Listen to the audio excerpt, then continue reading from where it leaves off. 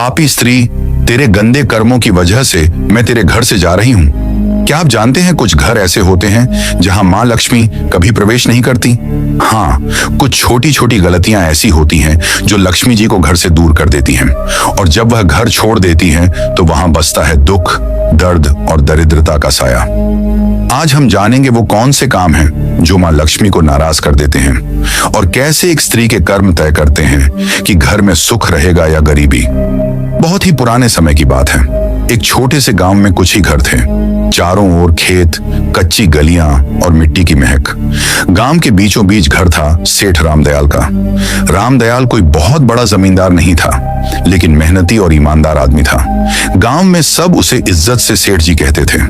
उसका अनाज का छोटा सा व्यापार था जो धीरे धीरे चल निकला था। सुबह सूरज निकलते ही वह काम पर निकल पड़ता, और शाम को थक कर घर लौटता तो उसकी पत्नी सुशीला बाई उसे दरवाजे पर मुस्कान के साथ स्वागत करती। सुशीला बाई बहुत ही शांत और संयमी स्त्री थी। चेहरे पर हमेशा सादगी झलकती थी। माथे पर छोटी सी बिंदी, साड़ी का पल्ला सिर पर। वो मानती थी कि घर की असली शोभा उसके सोने चांदी से नहीं, बल्कि सफाई और सच्चे मन से होती है। हर सुबह सूरज से पहले उठकर वो आंगन बुहारती, तुलसी पर जल चढ़ाती और फिर चूल्हे में फैला दिया जलाती। उसकी यही दिनचर्या थी। सादगी में भक्ति, भक्ति में अनुशासन। गांव की औरतें अक्सर कहती, सेठानी के घर में तो मां लक्ष्मी खुद रहती हैं। रामदयाल और सुशीला बाई का एक ही बेटा था। अर्जुन अभी बस 20 साल का नौजवान, लेकिन संस्कारों में पला बढ़ा। अर्जुन दिन भर पिता के काम में हाथ बटाता और रात को मां के पास बैठकर उनकी बातें सुनता। वह मां से कहता, अम्मा, जब आप तुलसी के पास दिया जलाती हैं, न लगता है घर में सचमुच देवी उतर आई हैं? सुशीला बाई मुस्कुरा देती और कहती, बेटा, देवी तो हर उस घर में रहती हैं जहां सफाई और श्रद्धा होती है। बस उन्हें मानने वाला दिल चाहिए। समय बीतता गया। घर में सब ठीक चल रहा था, लेकिन किस्मत के खेल अजीब होते हैं। एक दिन सुशीला बाई को हल्का सा बुखार आया। उन्होंने सोचा 2 दिन में उतर जाएगा, लेकिन वह बुखार दिन ब दिन बढ़ता गया। पहले थकान, फिर कमजोरी, और धीरे धीरे हालत ऐसी कि वह रसोई तक नहीं जा पाई। रामदयाल ने गांव के वैद्य को बुलाया। वैद्य जी ने नाड़ी देखी, कुछ जड़ी बूटियां दी, लेकिन असर नहीं हुआ। दिन पर दिन सुशीला बाई की तबीयत बिगड़ती चली गई। घर का माहौल जो पहले हंसी और पूजा की ध्वनि से भरा रहता था, अब सन्नाटे से घिरने लगा।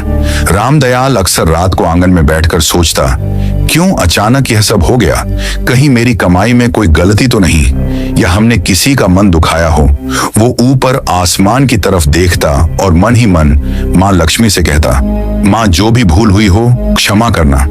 लेकिन जवाब में बस हवा की धीमी सरसराहट सुनाई देती। अर्जुन हर पल मां के पास रहता, उनके लिए काढ़ा बनाता, सिर दबाता, और धीरे धीरे यह समझने लगा कि घर की नींव मां ही होती है। सुशीला बाई के बीमार पड़ते ही घर का सारा क्रम बदल गया था। जो रसोई हमेशा चमकती थी, अब वैसी नहीं रही। सफाई में ढिलाई आने लगी। पूजा भी कभी होती, कभी नहीं। धीरे धीरे वह पवित्रता जो घर की पहचान थी, जैसे फीकी पड़ गई। एक रात जब सेठ अपनी पत्नी के सिरहाने बैठा था, उसने कहा, सुशीला, मैं सोच रहा हूं अब अर्जुन की शादी कर दूं। सुशीला बाई ने धीरे से आंखें खोली। इतनी जल्दी? अभी तो वह बच्चा है। रामदयाल ने कहा, अब वह बच्चा नहीं रहा। घर को संभालने वाला समय आ गया है, और मैं चाहता हूं कि जब तक तुम हो, नई बहू को अपने हाथों से देख लो। ये कहते कहते उसकी आवाज भारी हो गई। सुशीला बाई ने कुछ पल सोचा, फिर बोली, अगर तुम्हें लगता है कि यही सही है तो कर दो। अगले ही दिन उसने तय कर लिया कि वह अपने बेटे के लिए एक सच्चरित्र और संस्कारी लड़की ढूंढेगा, जो घर को फिर से वैसे ही सजा दे जैसे उसकी पत्नी ने किया था। गांव में खबर फैल गई कि सेठ रामदयाल अपने बेटे अर्जुन के लिए बहू ढूंढ रहे हैं। चौपालों पर बैठे बुजुर्ग हों या कुएं पर बातें करती औरतें, सबके बीच यही बात घूम रही थी।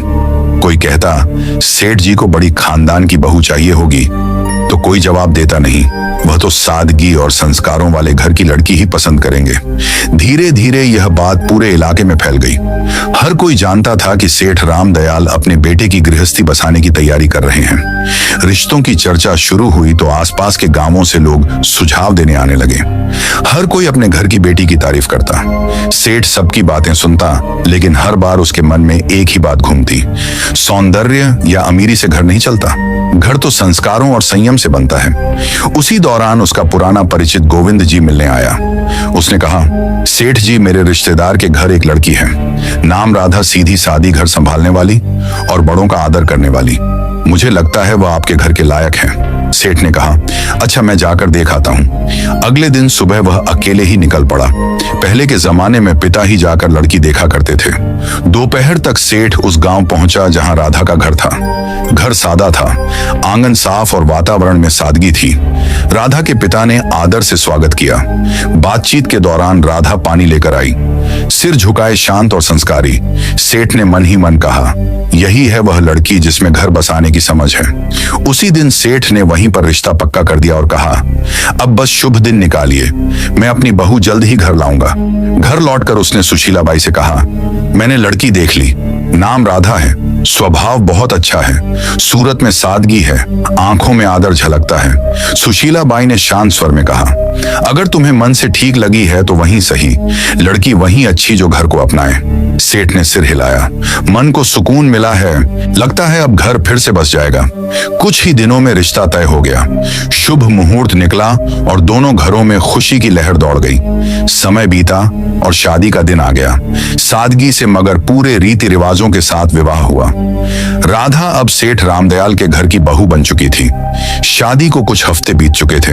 घर में नई रौनक थी, सब कुछ जैसे फिर से जीवंत हो उठा था। राधा सुबह जल्दी उठती, आंगन में जल छिड़कती, तुलसी को प्रणाम करती और रसोई में मां अन्नपूर्णा का भोग तैयार करती। सुशीला बाई के चेहरे पर सुकून था। उन्हें लगता था जैसे घर में मां लक्ष्मी खुद आकर बस गई हो। लेकिन जैसे जैसे दिन बीते, राधा की आदतें बदलने लगी। वह अब सुबह देर तक सोने लगी और कुछ ही दिनों में आंगन की सफाई का समय बदल गया। पहले सूर्योदय से पहले झाड़ू की आवाज आती थी, अब सूरज ऊंचा चढ़ आता था, तब भी आंगन में बिखरे पत्ते वैसे ही पड़े रहते। एक सुबह सुशीला बाई तुलसी पर जल चढ़ाने निकली तो देखा कि झाड़ू कोने में पड़ी है और राधा अभी तक नहीं उठी। वे कमरे में गई और धीरे से बोली, बेटी, अब तो सूरज आंगन तक आ गया, उठ जा, घर की रौनक सुबह की सफाई से शुरू होती है। राधा ने नींद आंखें खोली और बोली, माँ जी, आज बहुत नींद आ रही थी, बस थोड़ा और सोने दीजिए। सुशीला बाई ने कहा, बेटी, देर तक सोने से मन में सुस्ती आती है और जब मन सुस्त हो जाए तो लक्ष्मी जी भी घर का रास्ता भूल जाती है। सुबह की हवा और सूरज की किरणें घर की बरकत होती हैं, इन्हें यूं मत खो। राधा ने हल्की मुस्कान दी, माँ जी, मैं कल से ध्यान रखूंगी। लेकिन अगले दिन वही हुआ। सूरज निकला, आंगन में सन्नाटा रहा और तुलसी की मिट्टी सूखी पड़ी थी। कुछ दिनों बाद एक और बात हुई। राधा झाड़ू लगा रही थी, तभी झाड़ू गलती से उसके पैर से लग गई। सुशीला बाई ने देखते ही आवाज लगाई, राधा बेटी, झाड़ू को पैर मत लगाना, ये माँ लक्ष्मी का प्रतीक होती है।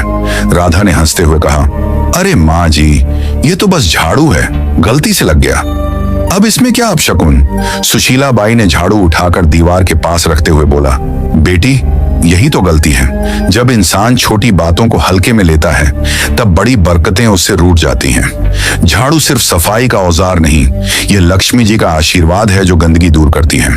राधा ने हल्के स्वर में कहा, माँ जी, आप भी ना हर चीज को पूजा बना देती हैं। सुशीला बाई मुस्कुराई मगर आंखों में चिंता उतर आई। धीरे धीरे राधा का ध्यान घर की सफाई और रसोई से हटने लगा। एक रात वह खाना बनाकर थक गई और झूठे बर्तन चूल्हे के पास ही छोड़कर सोने चली गई। आधी रात को जब सुशीला बाई पानी पीने उठी तो देखा कि रसोई में झूठे बर्तनों का ढेर लगा है। सुबह उन्होंने राधा से कहा, बेटी, रसोई माँ अन्नपूर्णा का घर है, वहां गंदगी छोड़ना ठीक नहीं। रात की गंदगी से नकारात्मकता पनपती है। राधा ने कहा, माँ जी, आप तो बस चिंता करती रहती हैं, मैं साफ कर दूंगी ना अभी।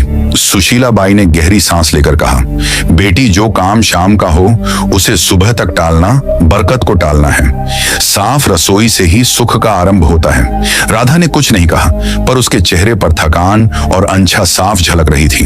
शाम का समय था, सूरज ढल चुका था और घर में दिया जलाने का वक्त था। तभी राधा ने झाड़ू उठाई और आंगन बुहारने लगी। सुशीला बाई ने तुरंत आवाज लगाई, राधा, शाम को झाड़ू नहीं लगाते बेटा, इस वक्त माँ लक्ष्मी घर में प्रवेश करती हैं। राधा ने बिना रुके कहा, माँ जी, जब दिन में वक्त नहीं मिलता तो शाम को ही सफाई करनी पड़ती है, इससे क्या फर्क पड़ता है? सुशीला बाई दरवाजे पर खड़ी होकर बोली, फर्क पड़ता है बेटी, शाम को झाड़ू लगाने से लक्ष्मी जी का आशीर्वाद बाहर निकल जाता है। बरकत सिर्फ कमाई से नहीं आती, आदतों से आती है। राधा ने झाड़ू एक ओर रख दी और बोली, माँ जी, मैं आपकी इज्जत करती हूँ, पर अब जमाना बदल गया है, लोग ये सब बातें नहीं मानते। सुशीला बाई ने शांत स्वर में कहा, बेटी, जमाना बदल सकता है लेकिन घर की नींव नहीं। जो परंपरा से जुड़ा रहे वही स्थिर रहता है। कुछ दिन बाद एक और घटना हुई। राधा ने खाना खत्म होने के बाद झूठे बर्तन चूल्हे के ऊपर रख दिए। जब सुशीला बाई ने देखा तो बोली, बेटी, चूल्हा माँ अन्नपूर्णा का आसन है, वहां झूठे बर्तन नहीं रखे जाते। राधा ने बिना ऊपर देखे कहा, माँ जी, मैं बस जगह की कमी से रख दिए थे, बाद में धो दूंगी। सुशीला बाई ने कहा, रसोई में पवित्रता सबसे जरूरी है, अगर चूल्हे पर गंदगी होगी तो लक्ष्मी जी की कृपा भी घट जाएगी। राधा ने मुस्कुराते हुए कहा, माँ जी, हर चीज में देवी ढूंढना बंद कीजिए, खाना तो मैंने बना ही दिया ना, अब थोड़ी देर में सब साफ हो जाएगा। सुशीला बाई ने कोई जवाब नहीं दिया। उनके चेहरे पर निराशा थी, मगर मन में अब भी उम्मीद थी कि शायद एक दिन राधा इन बातों का अर्थ समझ लेगी। धीरे धीरे घर का माहौल बदलने लगा। पहले जहां सुबह पूजा की घंटी बजती थी, अब सन्नाटा रहता था। तुलसी के पास मिट्टी सूख गई थी, दीपक बुझा रहता था। सुशीला बाई अब भी हर सुबह तुलसी के सामने खड़ी होकर कहती, हे माँ, इस घर पर अपनी कृपा बनाए रखना, मेरी बहू को सही समझ देना। लेकिन जैसे घर की रोशनी धीरे धीरे कम होती जा रही थी, सेठ रामदयाल अब चिंतित रहने लगा था। उसे लगता घर में कोई अदृश्य भारीपन फैल गया है। एक दिन उसने सुशीला बाई से कहा, लगता है माँ लक्ष्मी रूठ गई हैं। सुशीला बाई ने चुपचाप सिर झुका लिया। उन्हें पता था यह सब राधा की लापरवाह आदतों का नतीजा है, पर वह अभी भी उसे डांटना नहीं चाहती थी। उनका विश्वास था कि प्यार से समझाने पर राधा बदल जाएगी। समय बीतता गया और घर की रौनक धीरे धीरे जैसे मिट्टी में मिलने लगी। पहले जहां सुबह तुलसी के पास दिया जलता था, अब वहां धूल जमने लगी थी। राधा अब ज्यादातर उदास या व्यस्त रहती। सफाई आधी अधूरी पूजा कभी कभी, और घर में अब वह अपनापन नहीं था जो पहले हर कोने में झलकता था। सेठ रामदयाल ने सबसे पहले बदलाव अपने व्यापार में महसूस किया। पहले जो सौदे फायदेमंद रहते, अब घाटे में जाने लगे। गोदाम में अनाज में कीड़े लग गए, कुछ सौदे अटक गए और पुराने ग्राहक धीरे धीरे दूर होने लगे। सेठ कई रातें जागकर हिसाब किताब देखता, मगर समझ नहीं पाता कि गलती कहाँ हो रही है। एक शाम उसने सुशीला बाई से कहा, सुशीला, अजीब बात है, अब काम में मन नहीं लगता, जैसे बरकत कहीं गुम हो गई हो। सुशीला बाई ने धीमे स्वर में कहा, बरकत तब गुम होती है जब घर की पवित्रता कम होने लगे। माँ लक्ष्मी वहां नहीं टिकती जहां गंदगी और लापरवाही घर कर जाए। सेठ ने गहरी सांस ली। तू कहना चाहती है कि वो आगे नहीं बोला, लेकिन दोनों की नजरें एक ही दिशा में उठी, राधा की ओर। राधा भी यह सब देखती थी, पर उसे लगता कि यह बस समय की मार है। एक दिन जब सेठ गुस्से में बोला, हर काम उल्टा क्यों हो रहा है, तो राधा ने कहा, पिताजी, यह सब अंधविश्वास है। व्यापार में उतार चढ़ाव तो होते रहते हैं। सेठ ने आंखें तरेरी। तू नहीं समझेगी बहू, जब घर की औरतें रीति भूल जाती हैं, तब घर की बरकत खुद रास्ता भूल जाती है। उस दिन के बाद से माहौल और भारी हो गया। घर में छोटी मोटी चीजें टूटने लगी। राधा ने ध्यान देना बंद कर दिया था। झाड़ू वहीं कोने में पड़ी रहती, रसोई में बर्तन कभी साफ नहीं रहते। सुशीला बाई अब ज्यादातर चुप रहने लगी थी। वो हर शाम तुलसी के पास बैठकर मन ही मन कहती, हे माँ, अब कुछ तू ही कर। एक रात तेज हवा चली और आंगन में रखा दीपक बुझ गया। उसी पल गोदाम से खबर आई, सेठ जी, आग लग गई। सेठ दौड़ा, पर बहुत देर हो चुकी थी। गोदाम का आधा अनाज जल चुका था। गांव वाले कहते, ऐसा तो पहले कभी नहीं हुआ था। रामदयाल वहीं बैठ गया, माथे पर हाथ रखकर बोला, लगता है माँ लक्ष्मी ने सच में मुंह मोड़ लिया है। घर लौटते समय उसकी आंखों में आंसू थे। उस रात घर में कोई नहीं बोला। सेठ के दिल में पहली बार यह एहसास बैठ गया था, अब अगर कुछ नहीं बदला तो इस घर की खुशियां कभी वापस नहीं आएंगी। सेठ की मेहनत, नाम और इज्जत सब एक साथ डूब गए। घर का माहौल भी अब बदल चुका था। पहले जहां हर सुबह पूजा की घंटी और तुलसी की खुशबू होती थी, अब वहां सन्नाटा था। सेठ रामदयाल दिन रात चिंताओं में डूबा रहता। रात को अक्सर बरामदे में बैठकर बुदबुदाता, माँ लक्ष्मी कहाँ चली गई तू? एक शाम सेठ घर लौटा। चेहरा गुस्से से लाल था। वह आंगन में बैठ गया और एकदम से बोला, बस अब और नहीं सह सकता मैं ये सब। सुशीला बाई चौंकी। क्या हुआ जी? सेठ ने जोर से कहा। क्या बताऊं, सब खत्म हो गया। मेहनत, इज्जत, कारोबार सब जलकर राख हो गया। और मैं जानता हूं ये सब किसकी वजह से हुआ है। उसकी नजर राधा पर टिक गई जो पास ही खड़ी थी। राधा सक पका गई। धीमे स्वर में बोली, पिताजी मुझसे क्या गलती हुई है? मैं तो हर दिन अपने काम करती हूँ। सेठ का स्वर भारी और कांपता हुआ था। काम तूने घर का रूप बदल दिया बहू। न सफाई, न श्रद्धा, न सुबह का दीपक। जब औरत घर की मर्यादा भूल जाए तो लक्ष्मी जी भी उसका साथ छोड़ देती हैं। जिस दिन तू इस घर में आई उसी दिन से बरकत घटने लगी। राधा की आंखें भर आईं। वो रोते हुए बोली, मैंने किसी का बुरा नहीं चाहा पिताजी। मैंने बस अपने ढंग से जीने की कोशिश की। अगर पूजा में देर हो जाए या सफाई में कमी रह जाए तो क्या सारी विनाश की जड़ मैं ही हूं? सेठ गुस्से से उठा और बोला, हाँ, क्योंकि घर की नींव औरत के कर्मों से टिकती है। अगर वो ही ढीली हो जाए तो पूरा घर ढह जाता है। तेरे आने के बाद से न शांति बची न बरकत। अब मैं तुझे कुछ और नहीं कह सकता। बस इतना कि इस घर से जा, राधा जा, और अपने कर्मों पर खुद विचार कर। राधा स्तब्ध रह गई। उसने कांपती आवाज में कहा, माँ जी आप तो कुछ कहिए, क्या सच में मेरी ही वजह से यह सब हुआ? सुशीला बाई की आंखों में आंसू थे लेकिन शब्द नहीं निकले। राधा के गालों पर आंसू लुढ़क पड़े। सेठ ने कड़क स्वर में कहा, अब इस दहलीज को पार मत करना जब तक मन और घर दोनों पवित्र ना हो जाए। राधा ने बिना कुछ बोले सिर झुकाया। उसने धीरे से दहलीज पार की। वही दहलीज जहां से कुछ महीने पहले उसने पहली बार कदम रखा था। और राधा बिना कुछ कहे, बिना किसी सामान के आंसुओं से भीगी साड़ी में उस घर से निकल गई। कदम भारी थे लेकिन मन में एक संकल्प जल रहा था। अब वह माँ लक्ष्मी से क्षमा मांगेगी, चाहे इसके लिए उसे खुद को मिटाना ही क्यों ना पड़े। रात ठंडी थी, रास्ता सुनसान। गांव से बाहर निकलते ही घना जंगल शुरू हो गया। पेड़ों की छांव में चांद की किरणें भी मुश्किल से पहुंचती थीं। वह एक पुराने बरगद के नीचे बैठ गई। आंसू रुक नहीं रहे थे मगर भीतर एक अजीब सी दृढ़ता थी। उसने हाथ जोड़कर कहा, माँ जब तक आप दर्शन नहीं देंगी मैं न अन्न ग्रहण करूंगी न जल। रात बीती, दिन निकला। भूख ने शरीर तोड़ दिया पर उसका मन और मजबूत होता गया। तीसरे दिन जब सूरज ढलने को आया तो चारों ओर अचानक हल्की रोशनी फैलने लगी। राधा ने आंखें खोली। सामने सुनहरी आभा थी और उस आभा से निकला एक दिव्य स्वर। राधा वह कांपते हुए उठी। माँ लक्ष्मी, क्या सच में आप मेरे सामने हैं? माँ लक्ष्मी मुस्कुराई। उनका चेहरा प्रकाश से भरा था। हाँ बेटी, मैं आई हूँ। तेरा आह्वान सच्चा था। तेरी पश्चाताप ने मुझे यहाँ खींच लाया। पर बता, तू दुखी क्यों है? राधा जमीन पर झुक गई। आंसुओं से भरे स्वर में बोली, माँ मुझसे बहुत गलती हुई। मैंने आपकी परंपराओं को अनदेखा किया, सासू जी की बातों को पुरानी मान्यता समझा और अब मेरे कारण सब नष्ट हो गया। कृपा कर बताइए माँ, आखिर मैंने कौन कौन सी भूल की? माँ लक्ष्मी का स्वर मधुर था लेकिन गंभीर।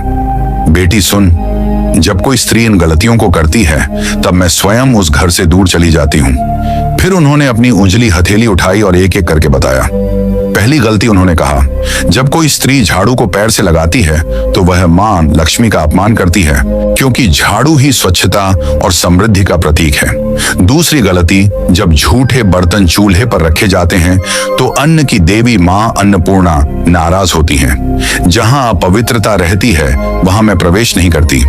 तीसरी गलती, जब दहलीज पर बैठकर भोजन किया जाता है तो वह स्थान जो स्वागत और आशीर्वाद का होता है अशुद्ध हो जाता है। मैं दहलीज से लौट जाती हूँ। चौथी गलती, जब शाम के समय झाड़ू लगाया जाता है तो वह मेरे आगमन के समय मुझको ही घर से बाहर निकाल देता है। पांचवी गलती, जब स्त्रियां देर तक सोती हैं और सूरज के निकलने के बाद भी घर बंद रहता है तो आलस्य के कारण घर की ऊर्जा नष्ट होती है। मैं ऐसे घरों में नहीं ठहरती। छठी गलती, जब आंगन की सफाई नहीं होती तो वहां नकारात्मकता फैलती है और मैं वहीं से लौट जाती हूँ जहां गंदगी देखती हूँ। सातवीं गलती, जब झूठे बर्तन रात भर रसोई में पड़े रहते हैं तो वह अंधकार को बुलाते हैं और मैं ऐसे घरों से विदा ले लेती हूँ। आठवीं गलती, जब किसी के सामने दरवाजे को पैर या थोक से ठोका जाता है तो वह घर की मर्यादा को चोट पहुंचाता है। मैं वहां टिक नहीं सकती जहां आदर ना हो। नौवीं गलती, जब घर में झगड़ा और कटुता रहती है तो मेरा स्वरूप जो शांति है वहां टिक नहीं सकता। 10वीं गलती, और जब स्त्रियां अपनी पूजा, सफाई और संयम को हल्के में लेती हैं तो वह खुद अपने हाथों से सुख के द्वार बंद कर देती हैं। मां लक्ष्मी की आवाज धीमी हुई। याद रखो बेटी, मैं हमेशा वहीं बसती हूँ जहां स्वच्छता, श्रद्धा और सच्चा मन होता है। ये रीति नहीं, जीवन का संतुलन है। राधा की आंखों से आंसू रुक नहीं रहे थे।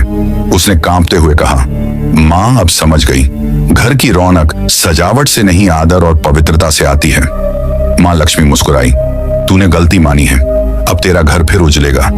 जा बेटी, अपने ससुराल लौट जा, तेरे लौटते ही बरकत भी लौटेगी। इतना कहकर देवी का रूप धीरे धीरे प्रकाश में विलीन हो गया। राधा वहीं झुकी रही, हाथ जोड़कर बोली, माँ मैं आपका वचन निभाऊंगी। अब इस जन्म में फिर कोई ऐसी भूल नहीं करूंगी। फिर उसने सिर उठाया, आंसुओं में मुस्कान थी और कदम गांव की ओर बढ़ा दिए। जैसे ही उसने दहलीज पार की, सुशीलाबाई दौड़कर आई और आंसुओं के साथ बोली, राधा तू लौट आई। राधा ने कहा, माँ जी मैंने सब समझ लिया है माँ। लक्ष्मी घर में तभी बसती है जब सफाई, पूजा और श्रद्धा साथ हो। उसी दिन से घर में फिर रौनक लौट आई। व्यापार संभल गया और पूरे गांव में चर्चा होने लगी। सेठ जी के घर में मां लक्ष्मी फिर से बस गई। दोस्तों याद रखिए, जो स्त्रियां घर में गंदगी रखती हैं, देर तक सोती हैं, रसोई में झूठे बर्तन छोड़ती हैं, शाम को झाड़ू लगाती हैं, दहलीज पर बैठती हैं या सफाई को हल्के में लेती हैं, उस घर में कभी मां लक्ष्मी प्रवेश नहीं करती। ऐसे घरों में सुख नहीं टिकता, बल्कि दरिद्रता और दुख का वास बन जाता है। मां लक्ष्मी उन्हीं घरों में निवास करती हैं जहां स्वच्छता, सच्चाई और श्रद्धा हो। तो बहनों और भाइयों, अगर आप चाहते हैं कि आपके घर में मां लक्ष्मी की कृपा सदा बनी रहे तो इन 10 गलतियों को आज से ही छोड़ दीजिए और अपने घर को पवित्र रखिए। अगर आपको मां लक्ष्मी और राधा की यह कहानी अच्छी लगी हो तो इस वीडियो को लाइक करें, अपने सभी दोस्तों और परिवार वालों के साथ शेयर करें और ऐसे ही आध्यात्मिक और प्रेरणादायक कथाएं सुनने के लिए हमारे चैनल को सब्सक्राइब करना बिल्कुल मत भूलिए और कमेंट में सब लोग जरूर लिखें, जय मां लक्ष्मी।